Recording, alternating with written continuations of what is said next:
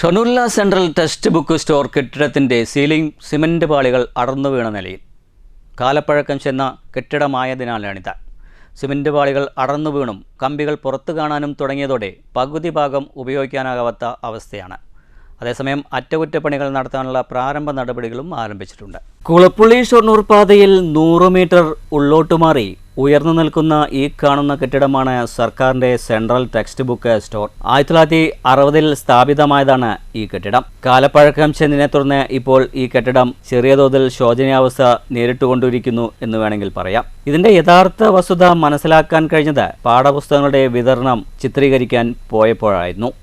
വലിയ വിസ്തൃതിയിലാണ് ഉൾഭാഗം. സ്റ്റോറിൽ 3 വശങ്ങൾ തിരിച്ചാണ് പാഠപുസ്തകങ്ങൾ സൂക്ഷിച്ചിരുന്നത്. എന്നാൽ അടുത്ത കാലത്തായി ഒരു ഹാൾ പൂർണ്ണമായി ഉപയോഗിക്കാനാകാത്ത അവസ്ഥയിലാണ്. സമയത്തെ 2 ഹാളിന്റെ കുറച്ചു ഭാഗവും ഉപയോഗിക്കാൻ കഴിയുന്നില്ല. കെട്ടിടം കാലപ്പഴക്കം ചെന്നതിനെ തുടർന്നും മഴക്കാലമാകുമ്പോൾ കോൺക്രീറ്റ് സ്ലാബിലുള്ള ചോർച്ച വന്നതിനെ തുടർന്നുമാണ് സിമന്റ് പാളികൾ അടർന്നു വീണിരിക്കുന്നത്. പലയിടത്തും ദ്രവിച്ച കമ്പികൾ പുറത്തു കാണുന്ന അവസ്ഥയുമുണ്ട്. ചില ഭാഗങ്ങളിൽ ചോർന്നൊലിച്ച് പാടുകളുമുണ്ട്. അന്ന് ഇവിടെ സൂക്ഷിച്ച ബാക്കി വന്ന പാഠപുസ്തകങ്ങൾ കേടുപാടുകൾ സംഭവിച്ച നിലയിലായിരുന്നു കാണപ്പെട്ടത്. എന്തുതന്നെയാലും കെട്ടിടത്തിൻ്റെ കാലപ്പഴക്കം തന്നെയാണ് ഇത് സൂചിപ്പിക്കുന്നത്. ഇപ്പോഴാകട്ടെ 2 ഹാളിൻ്റെ കുറച്ചു ഭാഗത്താണ് പാഠപുസ്തകങ്ങൾ സൂക്ഷിക്കുന്നതും ഇവ വിതരണം ചെയ്യുന്ന പ്രവൃത്തികളും നടന്നുവരുന്നത്. കെട്ടിടത്തിൻ്റെ മുകൾ നിലയിലാണ് AE ഓഫീസ് പ്രവർത്തിക്കുന്നത്. ഈ ഓഫീസിൻ്റെ പ്രവർത്തനം ആരംഭിച്ചിട്ട് കുറച്ചു വർഷമേ ആയിട്ടുള്ളൂ. കെട്ടിടത്തിന്റെ 2ാം നില ഇല്ലാത്ത ഭാഗങ്ങളിലാണ് കോൺക്രീറ്റ് സ്ലാബിൽ ചോർച്ചയും മറ്റും അനുഭവപ്പെടാൻ ഇടയാക്കിയത്.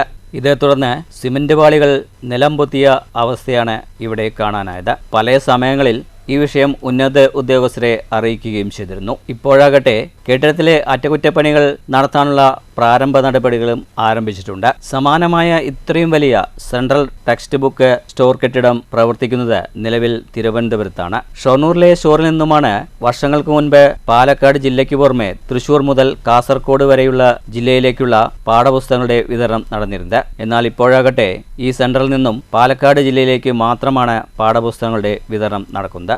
News centre Shoranur.